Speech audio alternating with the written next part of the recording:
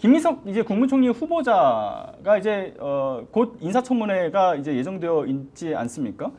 그런데 지금 굉장히 악의적인 프레임들을 씌우고 있어요. 근데 뭐 본질적으로 이 사안들이 어떤 문제를 떠안고 있느냐라고 봤을 때는 일단 대부분이 심증에 의한 것이더라고요. 그러니까 명확한 증거들이 없어요. 특히나 이제 저기 누구죠? 주진우 의원 같은 경우 어떻게든 이 김민석 후보자를 깎아내리려고 했지만 정작 본인의 재산 부정 축적과 관련된 문제들이 발목을 잡히고 있는 상황이고, 그리고 이제 곽규택 의원은 이건 정말 저 치졸하다라고 생각드는 게 김민석 의원의 전처도 청문회에 나와야 된다 이런 얘기까지 꺼내 들고, 그러니까 사실상 저 청문회를 본인들이 그리는 그림은 그냥 아침 드라마를 좀 만들겠다라는 식인 것 같아요. 최대한 좀 더럽혀 보겠다. 아침 드라마? 전처까지 부른다는 게 말이 되는 일이냐 이런 생각이 들지 않을 수가 없어요. 이 상황들 어떻게 좀 보고 계십니까, 두 분은? 사실 이제 김민석 총리 후보자에 대한 그 의심 내지는 확인해 봐야 된다고 주장하는 내용이 다 틀린 건 아니에요. 상식적으로 이제 생각해 봤을 때 조금 이해가 안 가는 부분도 사실은 있잖아요. 실질적으로 이제 재산이 너무 없어 보이기도 하죠. 근데 이제 그 그렇죠. 재산 없는 거는 예전에 이제 추징받고 또 돈 갚아야 되고 이런 것들이 많았기 때문에 그걸 차고차고 갚다 보니까 당연히 이제 없을 수밖에 없는 구조여서 그건 이제 맞는 건데. 예. 그런데 그런 거에 비해 가지고 나머지 아들이 사실은 외국 대학에서 유학을 다니고 있고 한국에 있을 때도 되게 좋은 이제 특목고를 다녔거든요. 이제 그러다 보니까 학비도 비싸고 그렇게 보내고 그러려면 정말 들어간 돈이 많았을 텐데 어떻게 된 거니? 이거 당연히 의심해 볼만 해요. 예. 그러면 중요한 건 의심은 하되 거기에 대한 소명을 제대로 했느냐 이제 이걸 바라보면 되는 건데, 의심해놓고 남이 말하려고 그러면 막 말을 못하게 하고 이게 이제 문제인 거죠. 지금 김민석 의원 같은 경우는 사실은 김자영 아나운서인가요? 예전에 이제 대한민국에서 뭐 최고로 유명한 아나운서가 있었었잖아요. 그 아나운서하고 이제 결혼하면서 이 아이를 낳은 건데 그 이후에 19년인가 살다가 이제 이혼을 했어요. 이혼하고 난 다음부터 이제 둘이서 아이를 어떻게 키울 것인지에 대해서 서로 아마 얘기가 되었던 것 같고, 김민석 총리 후보자 입장에서는 그 아이에 대한 학비나 이런 거는 내가 능력이 없고 이러기 때문에 우리 그 전처가 다 되는 것으로 했다라고 얘기가 되는 거예요. 자, 그러면 보세요. 독립적인 생계를 유지하고 있는 사람들에 대해서는 우리가 가족이라 하더라도 그 사람의 재산 형성에 대해서 어떻게 했는지를 밝히지 않아요. 공직자 재산 신고할 때.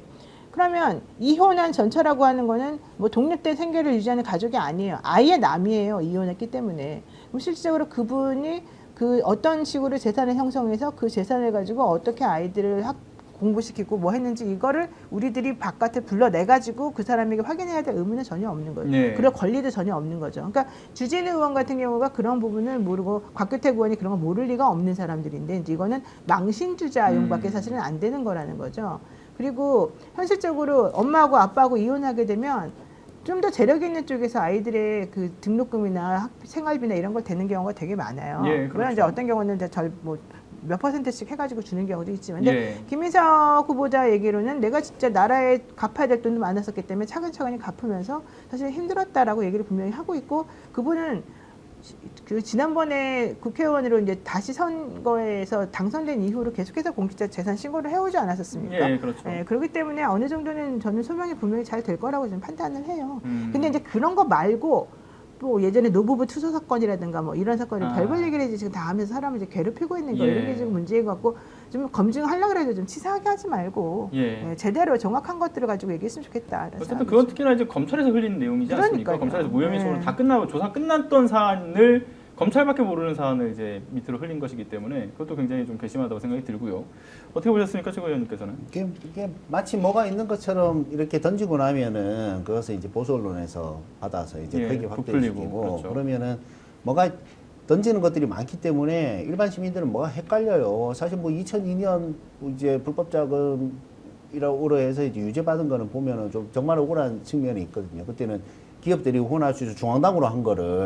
그렇죠. 후보가 그걸 어떻게 해요? 후보는 나가고 선거운동 해야 되는데. 심지어 그때 당시에는 법적으로 문제가 없었죠. 기업 그렇죠. 후원이. 근데 기업 후보 할 수 있었는데 그게 영수증 발급이 안 됐다고 해서 하면 보통 이제 그걸 가지고 중앙당에다가 왜 이걸 이렇게 처리했냐라고 해서 해야 되는데 그걸 후보한테 갖다 씌워가지고. 그렇죠. 그때는 이제 노무현 정부 시절에는 뭐 검찰이 워낙에 더 뭐 그랬으니까 이제 그렇게 만들어간 부분들이 있고. 근데 어쨌든 그거는 유죄받고 끝난 거잖아요. 예.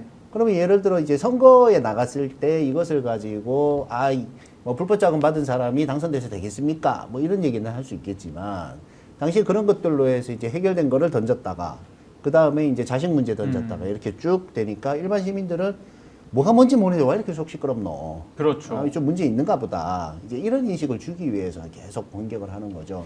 근데 우리 시청자 여러분들이 잘 한번 요거는 상기를 해 주셔야 되는 게 지금 김민석 그 총리 후보가 되게 힘들어 하시더라고요. 힘들어 하시는데 이제 그들은 늘 그랬습니다. 근데 이 힘듦이 그냥 조금 냉정하게 말하면 이 조국 장관이 인사청문회 이 겪을 때의 힘듦에 비하면 정말 예. 작다고 생각이 되지만 그래요? 그럼에도 불구하고 이렇게 고통스러운 거거든요. 근데 그들은 하나도 변하지 않았어요. 그러니까 우리 진영의 정치인들에게 끊임없이 이런 가혹한 잣대를 들이대고 있는데 이건 우리가 함께 합심해서 그걸 아닌 것은 아닌 것이라고 주변에 분명히 알려야 되죠. 예. 우리가 함께 해야 되는 부분입니다. 이것들은. 맞습니다. 일단은 이 인사청문회 그 과정에서 또 어떤 이야기들이 거론될지, 근데 일단 굉장히 악의적이고 치졸한 형태의 이 프레임들이 난무할 거라고 좀 생각이 들어서 그 부분에 대한 팩트 체크는 이제 또 스픽스에서 앞으로도 계속 해 나갈 예정이고요. 채팅창에서는 이런 얘기가 있었어요. 김민석 후보자의 전처 부를 생각하지 말고 김건희 전 남편부터 불러라 이런 얘기도 있었고요. 참 재미난 댓글들이 있습니다. 진짜.